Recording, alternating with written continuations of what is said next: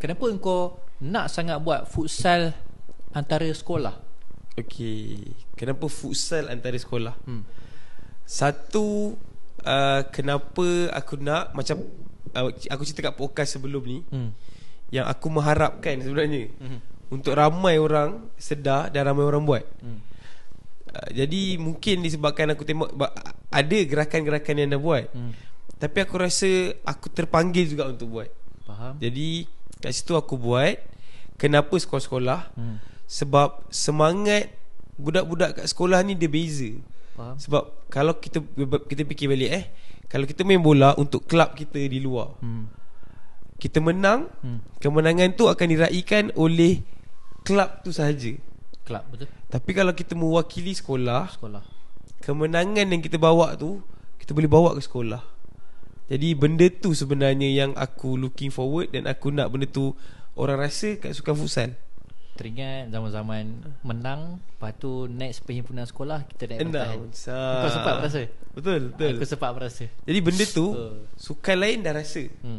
Bola sepak, bola jaring. Aku nak benda tu dirasai juga oleh sukan futsal. That's why aku buat futsal antara sekolah. futsal antara sekolah. Kenapa? Sebelum ni memang tak ada? Ada. Memang ada je yang buat antara sekolah apa semua kan. Tapi sebab aku start buat benda ni di Putrajaya, which is kampung aku. Oh, okay. Kampung aku memang daripada sekolah, daripada form 1 lagi aku dah di Putrajaya, sampailah aku form 5 di sana. Jadi aku nak kampung aku ni ada scene futsal antara sekolah tu lah. Faham. Jadi aku memang buat, dan alhamdulillah sokongan-sokongan agensi-agensi, Perbadanan Putrajaya, Kementerian Pendidikan Malaysia, mereka sangat-sangat supportif. Jabatan Pendidikan Putrajaya, mereka sangat supportif dengan usaha yang kita nak bawa ni. Apa nama tournament yang kau letakkan tu? Aku tahu namakan dia Futsal Circuit. Futsal Circuit. Kenapa? Orang ramai yang tanya aku, kenapa futsal circuit kan? Mana lagi circuit yang ada? Ingat motor Sepang. Jadi kenapa kita buat circuit ni? Sebab kita punya perancangan adalah kita nak pergi menjelajah satu Malaysia lagi. Oh, faham. Jadi kita akan start di Putrajaya, dan insya-Allah gerakan ni akan berterusan ke negeri-negeri lain, harapnya. Faham. Jadi kita akan start di Putrajaya lah. Dan alhamdulillah tahun ni kita berjaya buat kejohanan untuk sekolah menengah dan juga sekolah rendah dalam tahun yang sama. Jadi kita dah buat dua-dua. Dan sambutan aku cakap kau, budak-budak ni memang seronok gila lah. Aku tengok diorang main, dan paling impresskan aku sebenarnya adalah permainan mereka, cara diorang main. Aku expect macam mesti macam kekok kan, dia main futsal. Sebab diorang biasa main bola sepak. Tapi rupa-rupanya tak. Bila aku tengok kejohanan tu, diorang tak kekok. Mungkin sebab satu, mungkin sebab kat Putrajaya ni banyak kat futsal.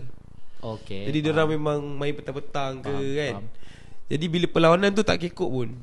Cuma mungkin on tactical wise lah yang perlu ditambah baik. Faham. Jadi itulah yang kita nampak. Dan tahun depan kita tambah baik, dan kita harap benda ni boleh bergerak ke negeri-negeri lain juga. Futsal Circuit tu bergerak atas entiti sendiri ke ada di bawah persatuan? Kita di bawah gabungan-gabungan lah. Faham. Ada persatuan, ada syarikat. Jadi Futsal Circuit ni sebenarnya satu gerakan hasil daripada gabungan-gabungan inisiatif sendiri-sendiri. Persatuan, syarikat, individu pun ada. Jadi kita memang berterima kasih kepada semua yang terlibat, terutamanya kepada nadi-nadi utama Futsal Circuit ni, iaitu saudara Fahmi. Saudara Fahmi yang tengok. Saudara Fahmi antara nadi utama kita. Encik Syah. Coach Syah, Coach Akaputra Putrajaya. Dia merupakan coach akademik yang terawal di Putrajaya untuk futsal. Niche futsal lah. Niche futsal.